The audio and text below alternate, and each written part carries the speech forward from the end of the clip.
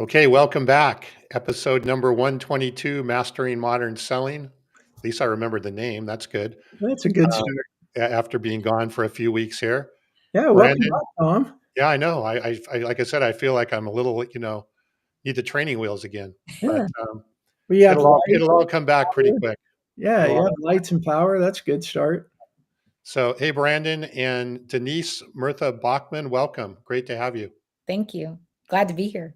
We are going to talk today about humanizing sales in an AI world, or maybe an up and coming AI world. Brandon, before we do that, do you have anything you'd like to say about our sponsor? I do. I do. And I'm going to laugh because I've been so horrible about it that my team actually gave me a script. They're like, here, read this. We're asking, like, who is the show sponsored by? That's Who right. does this?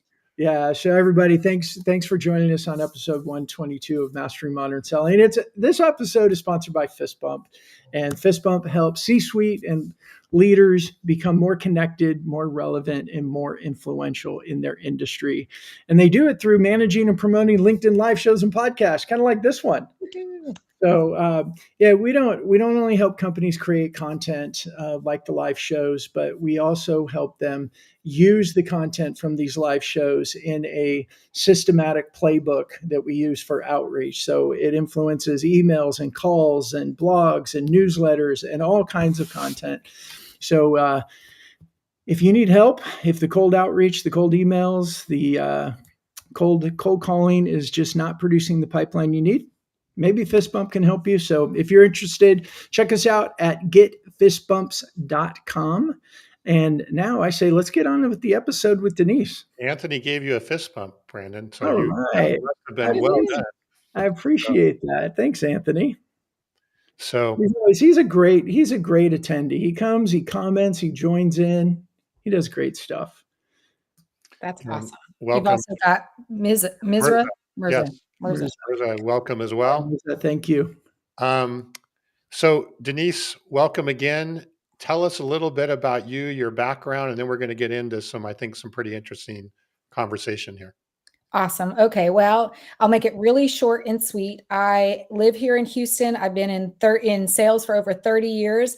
And then I realized probably about 2 years ago that there's this huge gap where we were introducing all these AI technologies into the sales process, but no one knew how to leverage them effectively. And we could go down a completely different conversation just about that in itself. But ultimately, I realized that I could couple my experience and my passion for AI with my experience and success with sales. And I launched Cellevators. So here I am today, coaching, consulting, doing fractional leadership, working with startups, primarily funded startups. So I've got a whole nother program there. So it's super exciting where it's taking me and having lots of fun, especially with as many new AI tools that we are seeing introduced every day. Hey, let me ask a question before we kind of jump into when you first noticed AI encroaching, if you will, into the sales world, how were you seeing people or sales organizations predominantly using it? And were these more tech sales organizations or other B2B? What were you seeing early on, and what are you seeing now, I guess, at a high level related to what people are thinking about related to AI?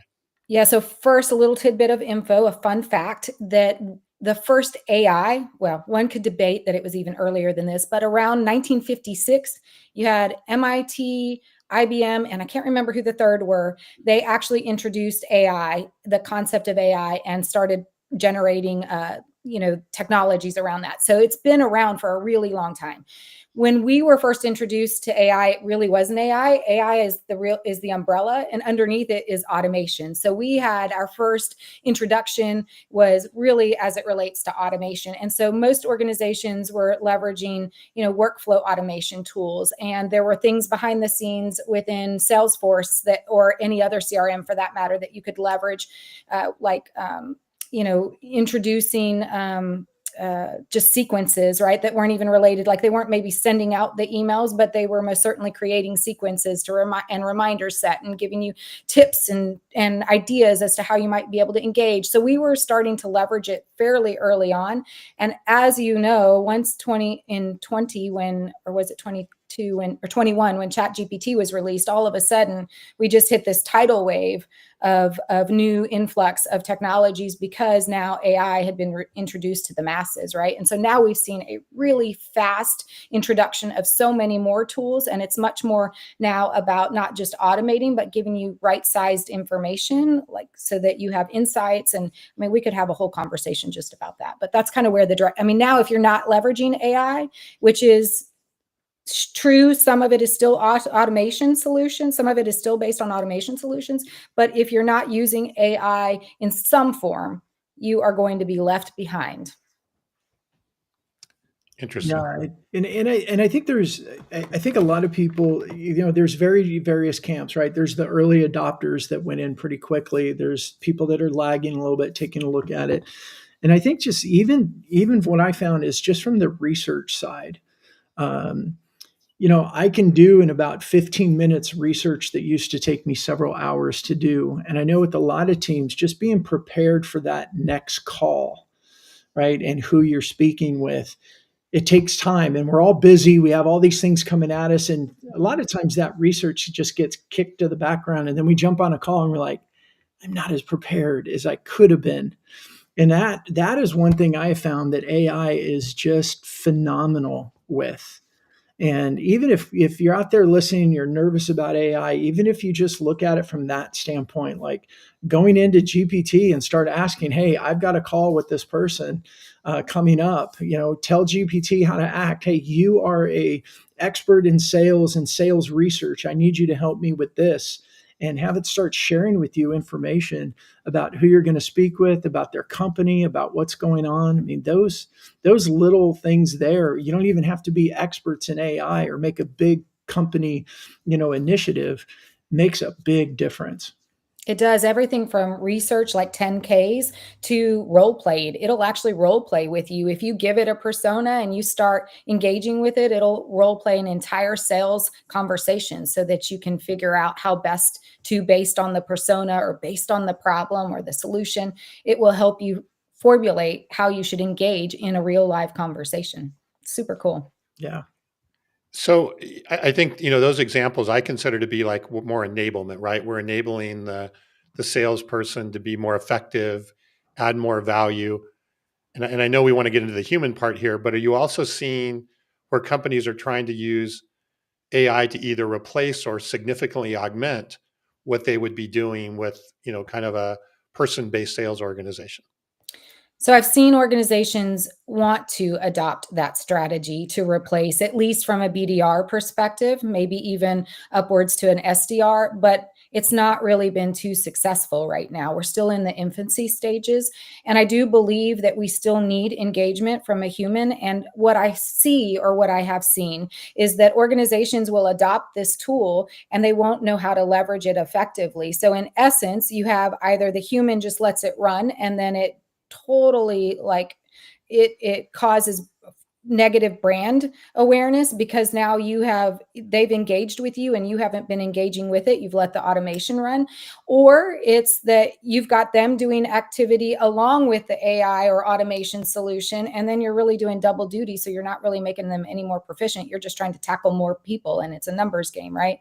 So they've been leveraging it ineffectively. So I don't think we're in a position yet, but I do believe it is going to happen. I mean, I'm a firm believer that we're going to see something like a universal basic income because they've replaced people, not just salespeople, but just people in place of, whether that's 10, 20, 30 years, I don't really know, but I do believe we're going to be moving towards a universal basic income. One thing you said, and I think this will help transition us into the humanized side as well, is you mentioned BDRs, using AI to replace BDR function. And I would argue that even the BDR functionality over the last 10 years has dehumanized the sales process. Even though there was a human doing it, it was very transactional. A lot of BDRs, they were motivated, they were compensated to get an initial call and move someone through a discovery that was very much, you've got to deliver the discovery, and they're not as conversational. They weren't as engaging or conversational. I mean, I know we were looking at some new tech and I went on 3 demos. Not once did somebody ask me what we were looking to accomplish. They just went into their they went into their routine and they started throwing everything in the kitchen sink at us. And I'm sitting there like 15, 20 minutes into this going, I'm getting nothing out of this. And she said, okay, time out. I've got everything I need, and moved on because it wasn't valuable for me. So if we take that BDR functionality like that and then turn it into AI, we're just going to make more bad user experiences or customer experiences at scale. Agreed. Yeah, that's what I was thinking. The same thing is the BDR process, even with humans, is in most cases is not very effective anyway. You add AI, boy, you can really make a mess on the thing there. I agree. So Denise, you've transitioned into this people first sales strategy. Um, Tell us a little bit about what that means and how it looks like. And are you seeing that this is really helping a company build better pipeline and be more predictable, create more predictable revenue? Yeah, so there were a lot of questions. I hope I'm going to answer them all. But maybe if I could start with, usually when we think about, as a salesperson, I mean, obviously, having been in sales for 30 years, you guys have been in sales for a long time. We have matured, right? So maybe not in the latter part of our sales career, but most salespeople early on, middle stage, they think about, how are we going to get this client to buy? How are we going to get this buyer to purchase our solution? Instead, what we really have to do is shift our focus on, how are we going to help this person, this client, this prospective buyer actually solve a problem. That's first and foremost. We have to make a mindset shift. When we do that and we start really focusing on solving their problem, it allows us to engage in a way that is beyond what normal salespeople do today, which is start to ask really good questions. You go in and have a conversation with them. And instead of just taking, their surface level question as your response, you dive in with second and third and fourth level. And the goal to get to probable root cause. When you do that, it does a couple of things. One, you really understand what the real problem is, because, by the way, most buyers think they know they're solving a problem. They'll have a project, they've got this problem, and they got to solve to it. You go in and have the conversation, and when you get to third and fourth level questions, they uncover themselves that, oh my gosh, I have an aha moment. This is the real problem I'm having. This one that I came to you with is just a systemic problem, right? And if you can help them solve that main problem, man, you've just hung the moon, right? So it shows them that it helps them get to probable root cause, but it also shows them that you care about their business and what they're doing. So when you approach it in a way as though you're trying to help them solve a problem and then guide them together, you guys are on the journey together, so that by the time you get to negotiation and close, it's a done deal. You've already built a plan based on exactly what they need. You've done echo backs, and confirmations. You've been transparent in what you need in order to consider a good business deal, or a good deal, and they've as well agreed, and you've taken them down this process. That is a relationship based, that is more about helping them solve a problem where you're in the journey together, and not you're pulling them through the journey, or you're struggling with them because they want to drive the journey, right? It's working on it together. I think if you do that, you build more pipeline. You tend to as well build better clients, and you can do a better job of upselling and cross-selling even then. So you have greater retention rates, better leads converting to deals, and better retention rates. Sorry, I don't know why I'm struggling with communicating today. You're doing great. Thanks. But the whole idea, and so Denise, I don't know, I have a software company that sells sales and CRM software to manufacturers and wholesale distributors. And a lot of these companies have tens of thousands of products and thousands of customers, right? And so we talk a lot with them about problem solving, but it's so overwhelming for them to even know the product lines that they sell and all the different permutations of things. And what we're seeing is, and I want your take on this, what we're seeing on this is really where AI can be the differentiator, because there's no way really in hell they would be able to learn all these products and all these combinations on their own. But by using AI, understanding the customer, rather than bringing them a box of donuts and saying, hey, let's go to lunch, they can actually come to a meeting and drive a lot of value. And I think especially in a tech company where you don't have thousands of products and you could really go deep. Isn't this really where that AI starts to shine in helping you solve or identify and communicate those problems? Of course, I think most certainly, especially when you have too many tools. But I guess I would ask you, how are you guys leveraging AI to solve to that problem? Well, we're building a lot of AI that's looking at the data from their ERP systems and their CRM systems to help that salesperson who has to have, has 10,000 products that he's representing, how to hone in on identifying the right ones for the right situation. We're kind of calling it like a digital twin for that salesperson. Mhm. Um, and the goal is, again, to make them way more effective and add more value rather than coming and just being, because in our market, they've been 100% relationship almost. It's like, hey, let's go to lunch. Let's have, here's some donuts. How are the kids doing? Let me know if I can help you. Right. That's about as far as a lot of it went because it was just so overwhelming to actually take it to the next level. But again, I think people certainly want the human element, but they want the value of the human element. And so if AI can help add that value, um, that's really important.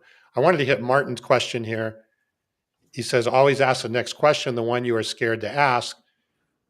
It is usually the one that matters the most. Do you see any, what would your recommendation be about, or what do you see as you're coaching people afraid to ask that question? Or is there certain questions that they should be asking that maybe they would be maybe afraid to ask, but would be very important to ask? Yeah, so I think the root of the problem is most people are afraid to actually go in and just allow the conversation to flow. Most people will build this list of discovery questions that they need to get answered, and it's like one question after the other. And when they get those answered, then they feel like they've won the lottery and they're done and they can walk out, right? But it's usually those questions when you allow yourself to go in with flow. If you understand, you've done your homework, like you said, you've gotten the insights, you know the buyer persona, you got 1,000 products. We'll use your example. You got 1,000 products. You've now used AI.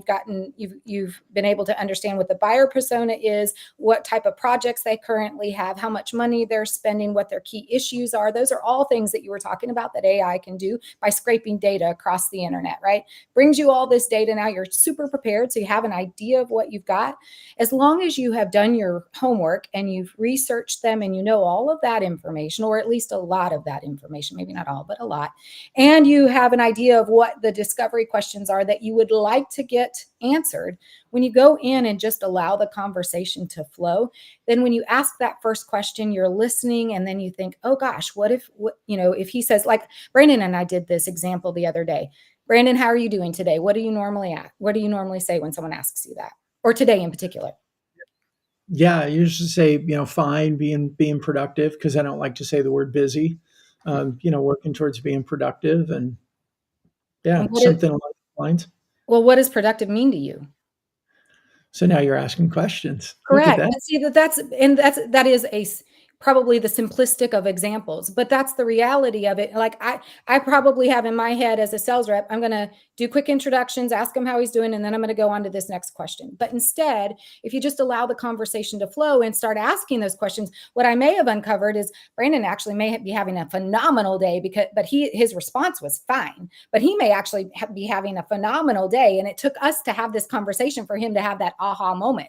Or it may be really terrible and he's just masking it and he needs, he'd like to talk about it a little, and you help him uncover that, right? But that's the point in going in and leveraging these tools in a way that allows you to go in and allow conversation to flow. When you do that, asking those hard questions, they're not really hard then at that point, because you're listening and you're asking the next logical question. And if you don't get them all answered, it's okay. You can always come back. The more touch points we have, the better it is anyway. So I have a question. First, I want to say, Martin, that was thank you for that comment. And Mirza, we're seeing your comments there. Today's episode is about humanizing the sales process, not about finding new clients. So we have links to other episodes where we've talked about how to find clients that we can share with you later. But let's get back to the humanizing process here. Denise, what you're saying, it makes sense. And I think there's probably a lot of people shaking their head. It's also really hard. How do you approach training, coaching, teaching people to be more human, to ask better questions, especially under the pressure of quota? Yeah, well, first off, you have to have the conversations with leadership that says they're never going to make quota unless they actually start to have good, effective conversations. First, Wait. Are you saying if they do it well, they'll actually sell more instead of just doing it yes, of really quickly? course. Yes, of course. Novel concept, right? Yeah.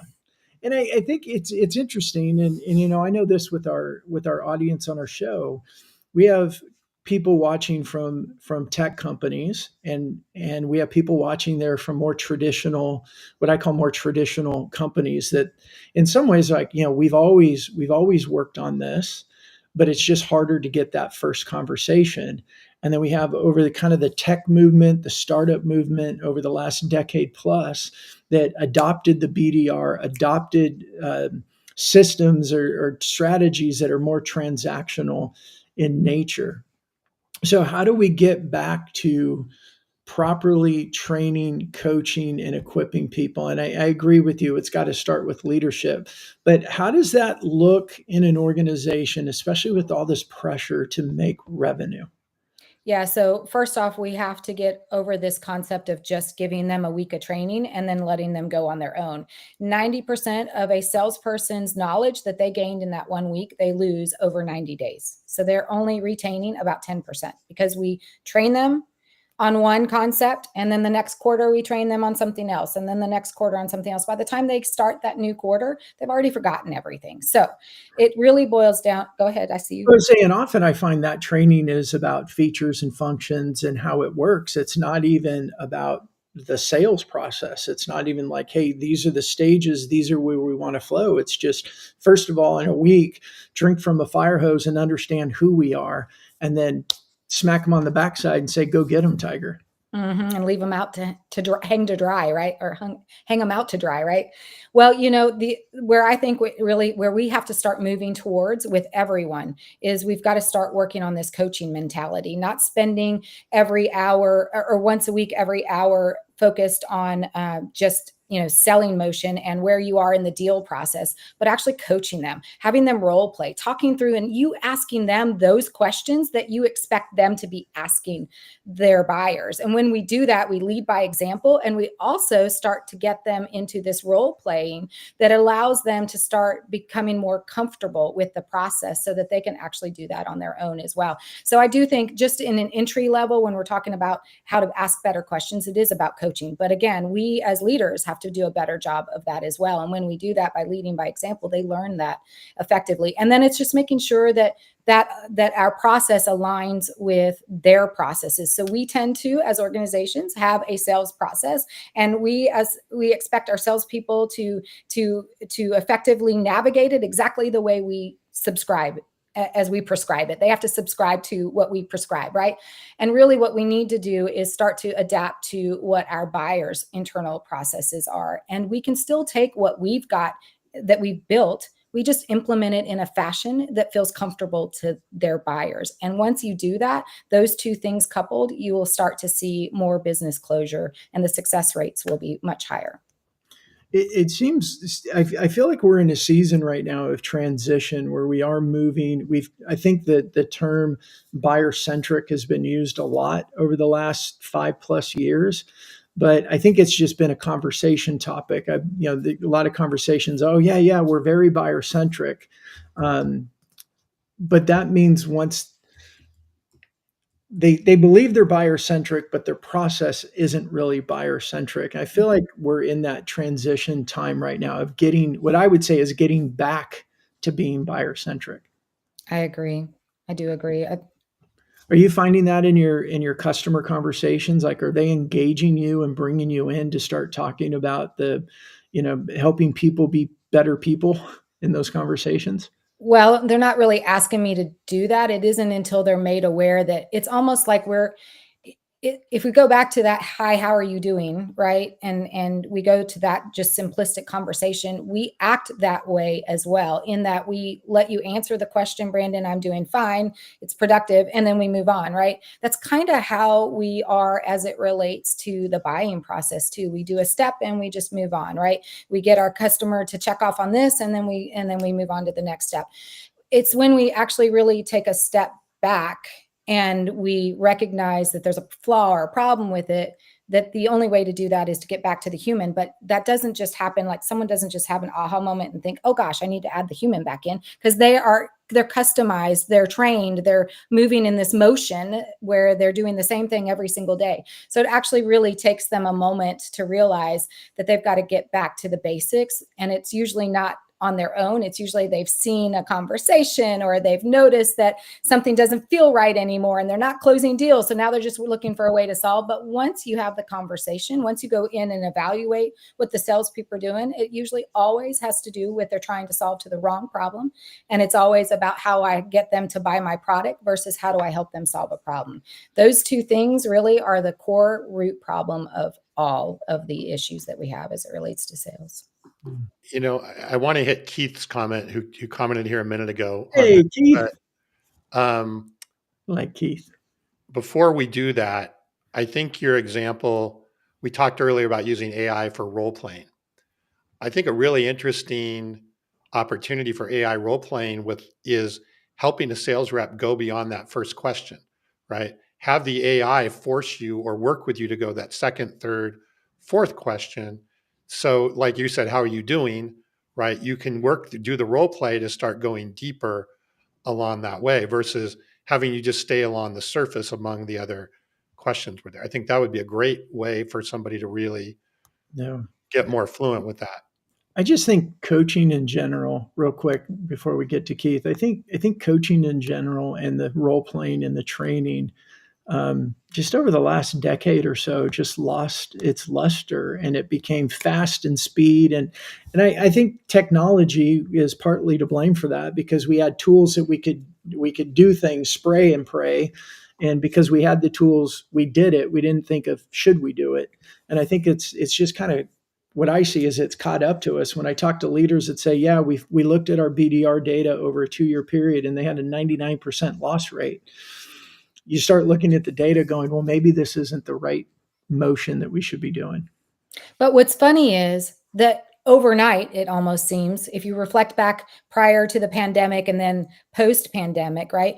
And you and I talked about this, Brandon, prior to the pandemic, everyone was going from meeting to meeting, getting out of their seat and actually having to go to a different room, whether that was an office or a conference, sometimes even across campus. And so they didn't have time to study, learn, understand what you were trying to sell them, what their problems were that they were trying to solve. They just knew they had a problem and they had to solve it, right?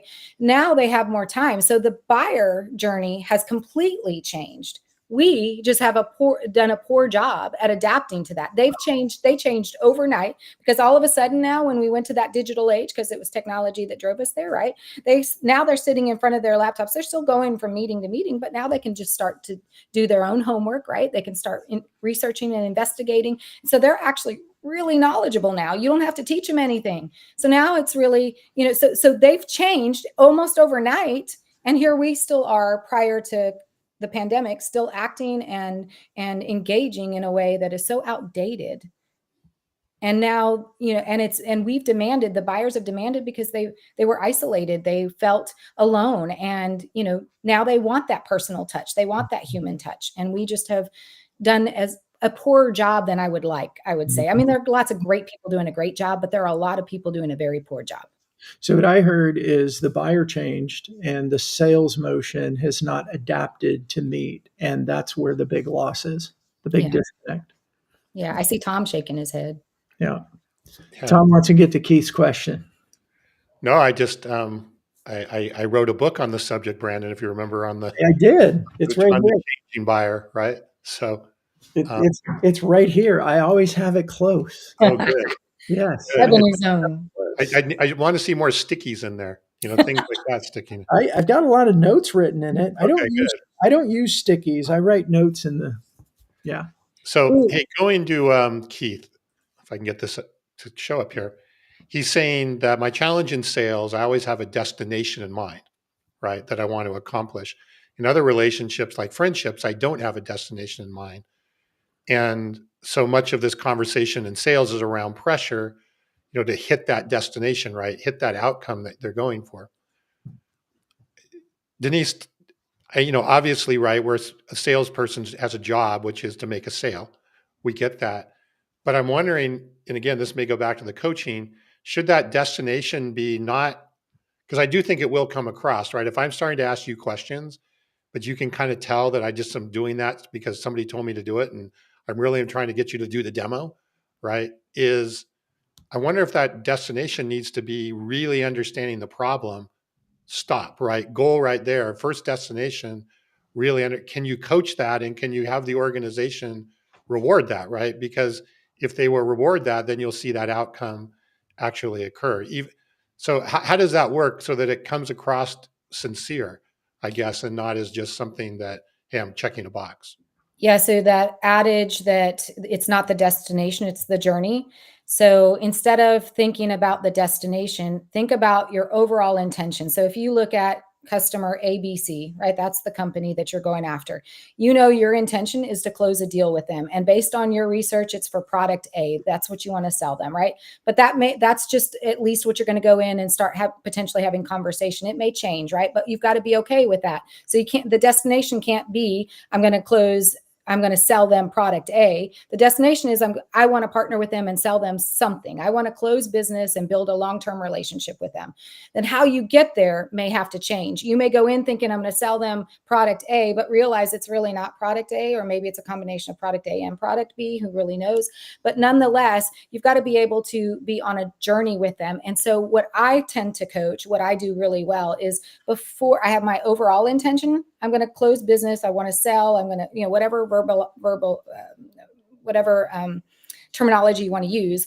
But I always think about what's my intention for this particular meeting? What's my intention for this in particular So meeting? your destination for that meeting, not Yeah, and not even a destination. It's just an intention, right? If I don't get anything else, I want to make sure that I've gotten to a point where I have a next step, and we're going to schedule that next step on that call today, right?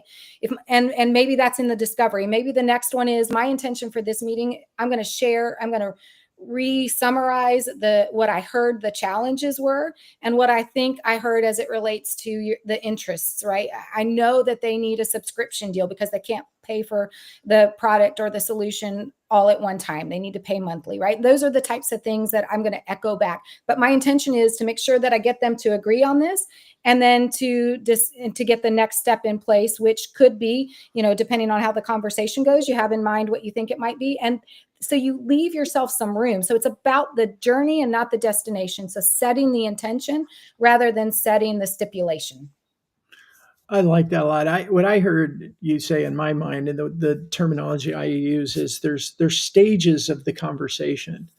And often we go in with, this is our goal, and it's usually give the demo or tell them what we are. But if you can slow it down and have stages, and Tom, I like the way you said that. If we can compensate salespeople on solving that first stage or accomplishing the first stage, and it might be digging in and finding the real problem. And if you just do that on the first conversation, you're much more likely to get a second conversation than doing what we've done before and then sending I'm just following up. Where are you? What happened? Well, you didn't meet their needs. That conversation was you centric instead of them centric. Why would they want to get on another call with you? And is to your point, Denise, they can just go do the research they want. And then if you're the right tool, they can come back to you, but they're not going to get on more calls because their first experience was awful.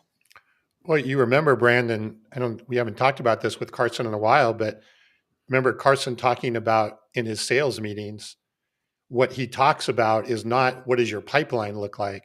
He talks about how many new conversations have you created this last week? What were the quality of those conversations? Love that. Right? When those are being at least acknowledged, if not rewarded, right? People want to come to that meeting and talk about, hey, look at all the great new conversations I created this week versus just talking about how many demos I had and you can quantify that, right? You can quantify that. If you set that up as a stage of the process, but you've got to accomplish this stage, because especially in that problem solving side and finding out what the real problem is, if you don't accomplish that stage, there's no stage 2.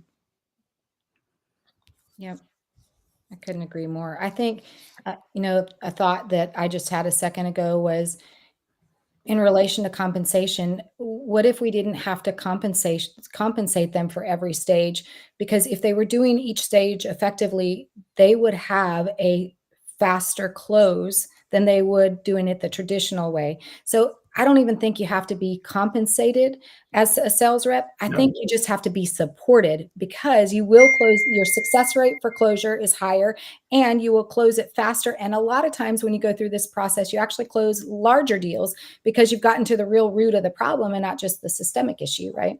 Yeah, and what I said about Carson, they certainly weren't compensating at each stage, but they were making that an important part of the sales meeting, and Yes. people were getting acknowledged and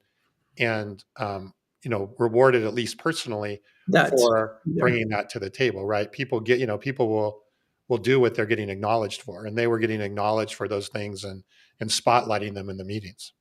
Yeah, I'm glad you guys clarified that, because I misspoke by using the word compensate. It's more the acknowledge and make that part of the process. And when you celebrate that as a micro win, it's going to lead to more of the bigger wins. Yeah. I agree. So I saw a comment here from Anthony. He was talking about 1,000 emails, 200 opens, 10 more pies, one meeting, zero opportunities, but we had a 20% open rate. The vanity metrics that we get, especially in organizations where you kind of have marketing and sales separated and everyone's trying to show the value of what they're doing. We've talked a lot about this on the show, about the importance of potentially, as a modern selling strategy, if not combining sales and marketing, certainly having them working more tighter towards common goals. Is that something that you tend to get into as well? How do you work with the sales organization and bring in marketing and try and create a more harmonious situation, and also remove some of these, stupid vanity metrics that you see all the time that people use to try and justify, their department? Okay, now it's a lot of questions in one. Yeah, So, that was a lot, but I yeah, think it's an easy answer though, because ultimately it's primarily because I think as salespeople, we have to start thinking in terms of marketing, right?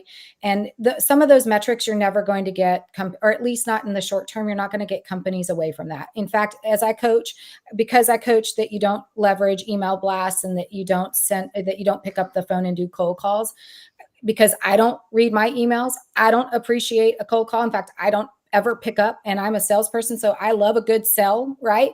But I don't pick up cold calls either. So because of that, I coach them to not even do that. But most clients feel like they have to. So you're not probably in the short term going to get rid of those metrics. They're going to be there. You allow them to run the marketing campaign as they want and drive those metrics. That's fine. Or drive to those metrics, whatever.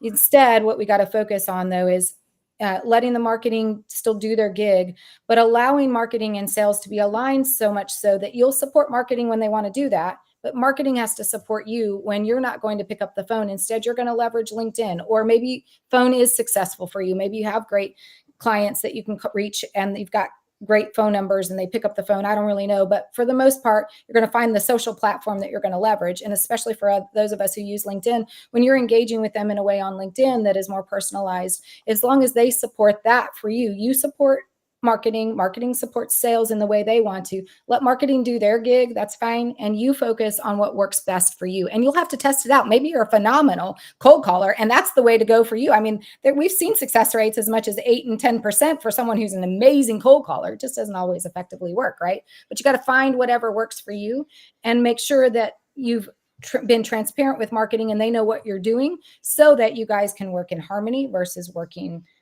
as opposite spectrums, right? As two different business units. Hope that made sense. yeah, but when you see it does, and when you see that sort of marketing motion where they're giving MQLs, right, and they call them, here's this big bucket of leads and quote unquote leads, and follow up with those, and as we know, a lot of those are very unqualified to begin with, and Mhm. salespeople don't have a lot of credibility with them. Is there some ways that you can leverage? Because I mean, there's obviously a lot of great resources in the organization. Is there some ways to leverage that so that overall you're getting better results? And I agree, you're not going to throw the baby out with the bathwater, but I assume there's some things that can be done to constantly improve that. Yeah. So, I mean, that's a whole marketing conversation. One side of that is a whole marketing conversation, which I'm not a marketing expert, so I won't even tackle all of that. But what I will say is this: I think as salespeople, when those leads come in that we know are crappy leads, then what we really need to do is not focus on just doing the activity, but focus on works. When we are getting back to humanizing and doing some of these things that we've talked about, you're going to start generating and producing results. When you do that, the leadership team's not going to care that you still have 50 leads that you haven't touched, right? They're going to care more about the fact that you're actually generating opportunity and closing business. As long as you're doing that, then the leads can sit there for as long as they want. If you're still struggling with the organization that wants you to still be super productive, generate revenue, and still meet their metrics, then that's a conversation that we have to have at a leadership level, right? Which is, we can no longer map to that any longer. It's not been successful. I think he put it in there. I mean, it's less than a 1%. I think Anthony said it's less than a 1% success rate. I mean, that's a lot of effort to do that, right? And that's only if you get the email right, the email address right. And then he said it doesn't even convert, which is true. I mean, how many of those 1%ers actually even converted to a real opportunity? Well, and then we're not even thinking about the fallout from that, right? I mean, how many people, because the message was, hey, we do this, here's my calendar link, let's schedule time to talk, left a bad taste in the mouth of the person. And then it affects negatively the person, but it affects the brand as well. Brand. Yeah. Yes. Yeah. I like this comment, Tom. It says LinkedIn user, so I'm so sorry I don't know who you are, but great question. Denise, for you, would you say that AI can make sales more human by automating what's transactional, allowing sellers to focus on deeper trust-based relationships? Yep, that's exactly what we've been talking about. I think you leverage AI to augment you, not replace you, so that salespeople can, allow AI automation to focus on the mundane tasks, while we then as salespeople focus on the higher value activities. And those higher value activities are everything we've been talking about now, which is really understanding and solving to a problem versus trying to sell them a product or a service. Denise, I want to move you to those initial outbound messages, trying to create that first conversation. And as we've talked about, there's, whether marketing creates messages or sales teams create their own. The easy route is kind of what I just said. Hey, this is who we are. This is what we do.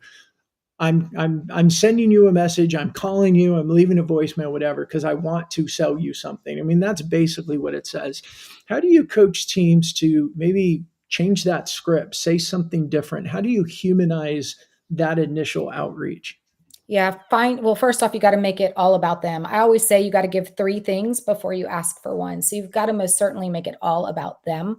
And when you do that, it's more like, instead of saying, hi, my name is Denise and I'm with Cellivators and, I'm a sales coaching and consulting company. It's more like, okay, here's what I've learned about you. You love watching movies. I don't really know. This is a really stupid example, but it's the first one that came to mind.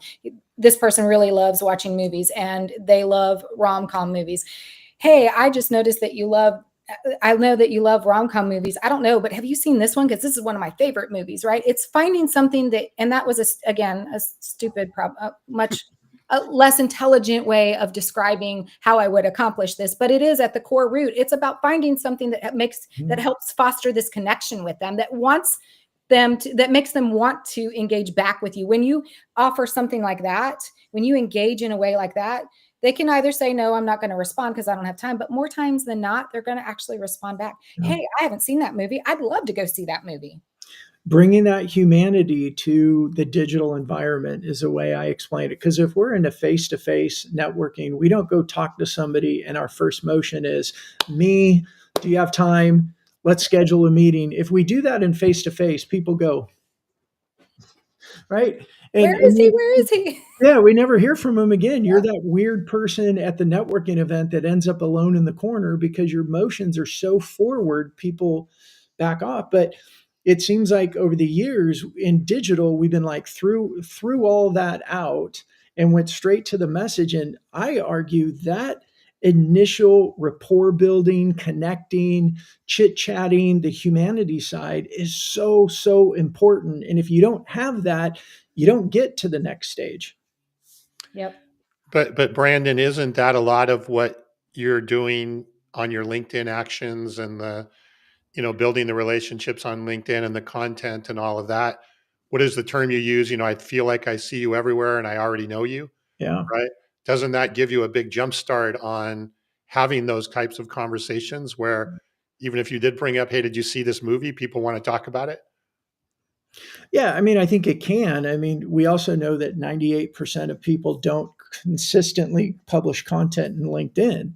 We go to like, oh, I don't have time for that. Well, I argue you don't have time not to do it, because so much now, because there's so much noise, if you don't have a reputation, how are you going to get them to even start to engage it? Denise, you talked about not looking at email, not answering calls you don't know it's from, and we don't respond to emails who we don't know it's from. I like asking this question a lot. I realized that I was doing this. I'm like, I bet more people are doing it. So I started asking this question. When you look at your email, generally in the morning for the first time, how do you humanly filter your list from this many unread emails to this? And I mean, how do you guys do that? I mean, I just glance, and if it doesn't serve me, if it doesn't look like it's a opportunity or a follow-up to a conversation, I just go on to the next one, and I don't even open it And up. generally, I'm trying to make a point. Generally, how do you make that decision? Who I know.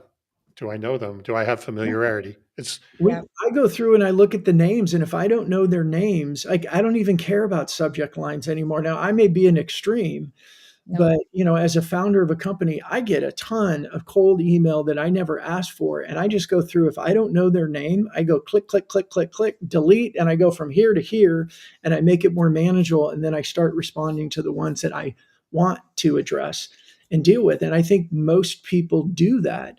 And so, Tom, to your point, if we're using LinkedIn, and this is why what we found, like when we first started the show 122 episodes ago, we're like, hey, let's just start talking and hear what people are doing with social. But over time, what I realized is this show has created a lot of conversations for me. It's created a lot of relationships. And, I talk about who's now a good friend of mine, Natalie Bourne. We were connected on LinkedIn, but we never talked. We both live in the Atlanta area, but we had never met. And I'm at the airport pounding away on my laptop before I board my plane, AirPods in, and I get a tap on my shoulder and I look up and it's Natalie. And she goes, Brandon. And I went, hi, because I didn't know who she was. I hate saying that now. She's become a good friend, but at the time I didn't really know who she was. But it was my consistency of LinkedIn. It was this show that she felt like she knew me a lot more than I felt like I knew her at the time. And I think that's where our reputation then if you're sending the email, you're doing the call, they know you, they've seen you, and it makes a much better difference. I mean, Chris Dunn has a great example where he sent an email to somebody and the guy responded with, oh yeah, Chris, I totally feel like I already know you from LinkedIn. Let's get on a call. That's a good way for that cold outreach to actually have effect, yeah, positive effect. yeah. And I think this is Anna from Ireland, but she agrees with you, Brand. It's like your live business card. Really, I think a great analogy. Yeah, and that's why, I mean, look, I said at the beginning about fist bump and what we do. What fist bump does came along after we started the show, because we started to see the value of what the show, how we use the content, using content from the show and cold outreach. Denise, there's a question in here, I think, but if the leaders are saying we can't give up the cold outreach because it feels like we have control, even though we generally don't. Yeah. And then maybe that cold outreach can become, hey, I wanted to share this clip from an episode we did on this topic because I thought it would be valuable. We're giving. Mm-hmm. Give 3 things before you ask for one. I've been hearing more people referencing Gary Vaynerchuk's jab, jab, jab, jab, right hook book, which is 10 years old now. But he nailed it back then. It's like you got to think of your buyers like a bank. You've got to put in enough deposits before you attempt to make a withdrawal. Yep. Hey, in the time we have left, Denise, I would like to. Oh my gosh, it's 48 minutes already. Yeah, I know. Gosh, We've been having fun. I'm really glad. been having fun. I'd like to move down the funnel a little bit because we've been talking about, how do we be more human to create conversations? But let's face it, it's not, especially in B2B, it's not always easy to get that conversation to a close. How can we be more human? We've established the conversation. Maybe we've even built some rapport. We've added some value. We've done some initial sales actions. How do we carry that forward to help maybe move the sale to the close and not get a no decision and handle maybe some of the objections that we talk a lot about the fear of messing up, right? How do you help to use that to avoid that fear of messing up? Yeah, it's putting things in place like I know call it what you want. I call it an interest tracker, but and it doesn't have to be a spreadsheet. It can just be a slide deck, right? But it's really having them echo or at least tell you what they want and you echo that back. So first off, I think you have to have tools in place. Interest tracker, a closed plan, whatever you want to call them individually. So tools like that. But you also have to have a process in place that teaches them how to continuously ask for engagement, continuously echo back and get confirmation, allow them to make sure that you're on the right path, allow them to agree and help build what the next step is going to look like, right? Having them be, again, as I mentioned way at the beginning, a part of the journey, working it together rather than you pulling them or them trying to pull you. Building a journey together. When you have a process like a journey in place and it maps to the way they buy, and you've got tools like interest trackers and close plans, it helps you get to, close rates can be as high as even 90% close rates when you do it in an effective way, such as that, when you've got a process and the right tools in place. Sounds like go slow to move fast, Tom. Go slow to move fast. I've I heard love that one before somewhere. that. I love that. Yeah. All right. Well, Brandon, do you have any final questions or topics that you think we should hit? I think, the point, if I were to summarize, right, we're hearing today, right? Obviously start to build that relationship if you can, even before you have that conversation using LinkedIn and social. Once you get to the conversation, ask questions, provide value, do the 3-to-1, right? Before you take anything there, get good at that, right? Not just use it as lip service, but get really good at it. And then as you use and you have that data, as you move down the funnel, you can continue to leverage that data to continue to add more value and so forth. You don't just quit, right? You don't just quit going into sales mode all the way through. I think, is that pretty much a good kind of summary of the key points that we hit today? I would say I would just add, because I love destination. I think that was Anthony that said that, right? Instead of making it about a destination, again, go back to the journey.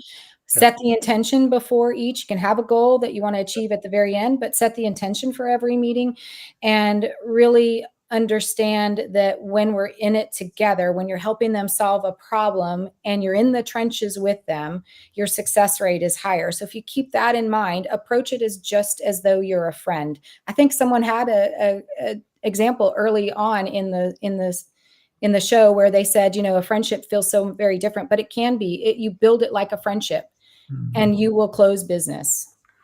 Denise, I have another question, and maybe we're not totally wrapping up then.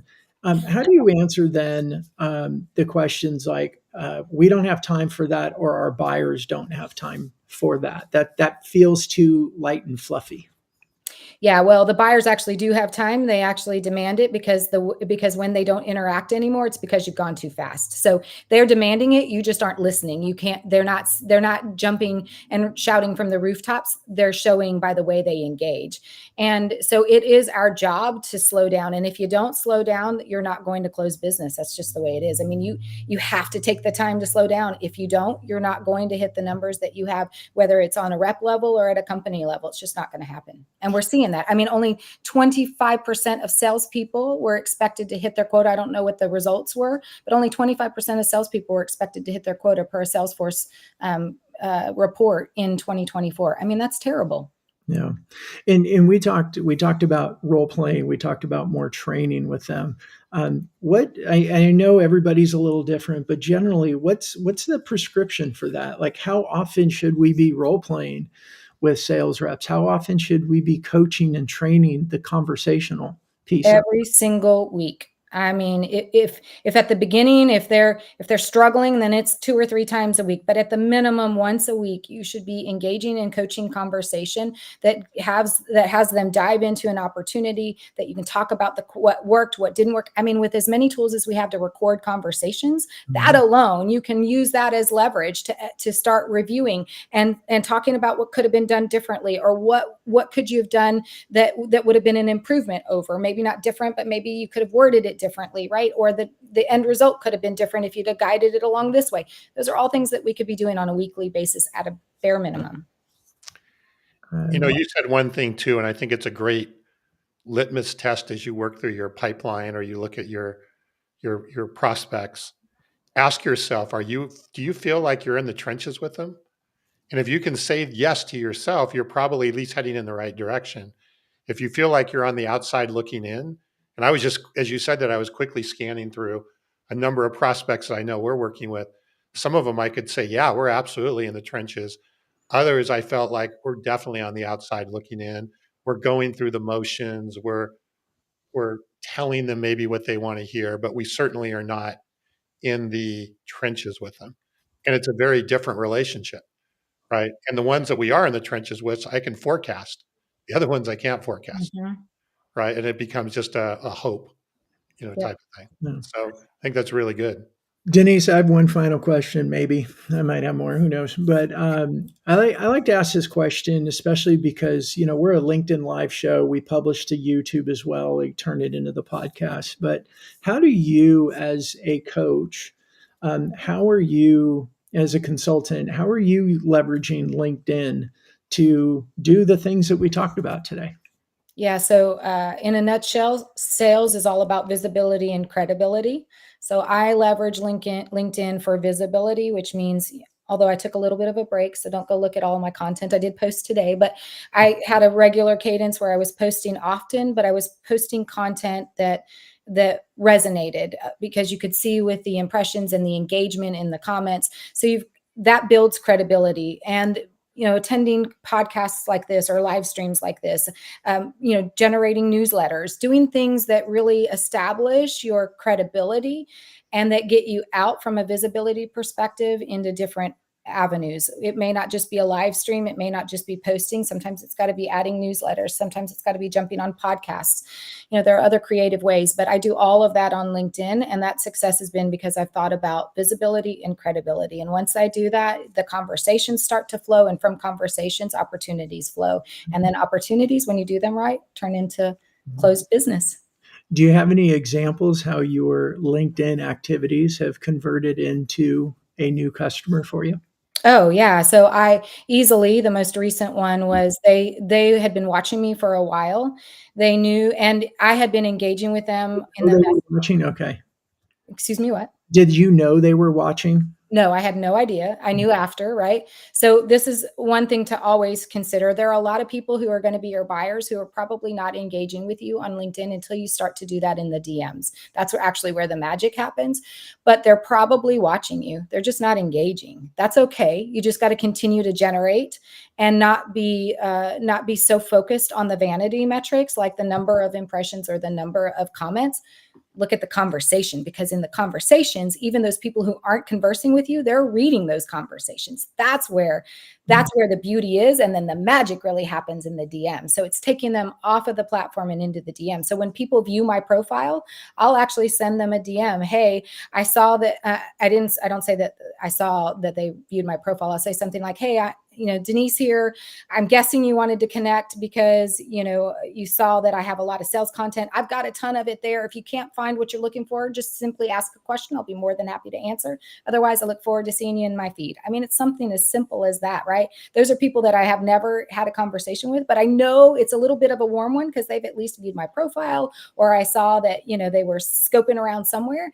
And then you'd be surprised at how many people are like, well, I'd love to ask this question, or I don't have any questions yet, but I would like to come back to you if that's okay. Or I've been watching your content right now. It's awesome.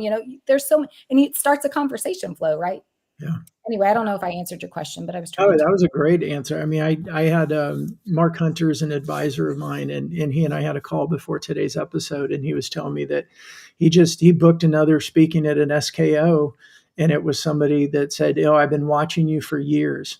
And he had no idea they were watching. I think that's really important around LinkedIn. It's people tend to see it as transactional, like, okay, we're going to do these things for a month and we're going to end up with this many POs, and they don't magically fall out of the sky, and they think, oh, LinkedIn doesn't work.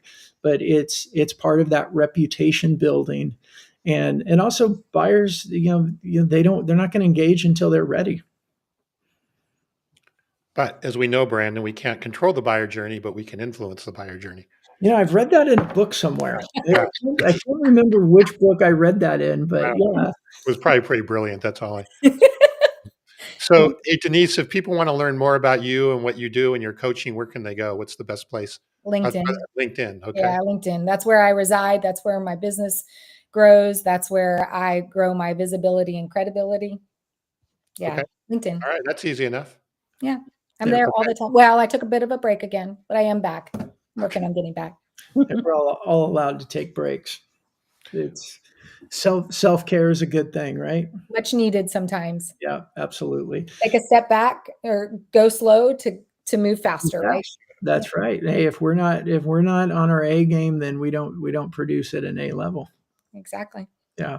Well, Denise, thank you so much. And we had a wonderful call before the episode. I expected a great conversation. You totally surpassed my expectations on that. So thank you so much. Thank you. I'm glad it resonated with people. Absolutely. And thanks, Anthony and Martin. And it was Anna. Yeah, Anna Rooney. Yep. And yeah, I don't know why it came up as LinkedIn user, but everybody else that commented and joined us today. Thank you so much. Y'all in the comments really make our show great. It really does make a big difference. It's a huge difference, and get you all involved. And anyone listening, if you're on the podcast, you're watching this live, or you're watching the recording on YouTube or LinkedIn or anywhere, any topics that you want, that you think we need, or guests that you think we should have on the show, throw them in our comments, message me or Tom.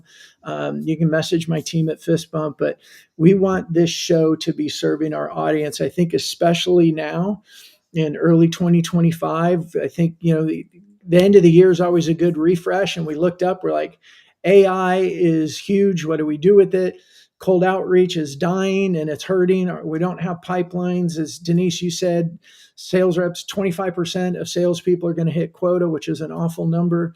There's a lot going on. And if there's specific topics that you want, that you need, let us know. We'd be glad to go out and make that happen for you. We want to serve our audience well. And we have quite a good lineup, I think, coming up. So we do. On our way to 150, where we'll have Daniel Disney come back at 150. That's right. Every 50. That's awesome. He's awesome. Every 50, he comes and joins us. That's awesome. And y'all are awesome. That's going to be an awesome show. Oh, thank you. Thank you.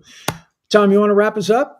No, just again, thank everybody. Have a good week, and we'll see you back. And I don't even know Carson's final line. I feel completely out of practice. Brandon, do you remember? Oh, well, Carson says to everybody, thank you. Happy modern selling. Happy modern selling. There we go. Yeah. Right. We got to come up with our own catchphrases for Carson. When he's missing, right? Right. We just don't know what to do with ourselves at the end, especially when he's not here. Thanks, we're always waiting for Carson to show up at some point, during the show, a minute before, 5 minutes after. But he had a good excuse today. We let him off. It's an excused absence for Carson. Excused absence. So, that's it. All right.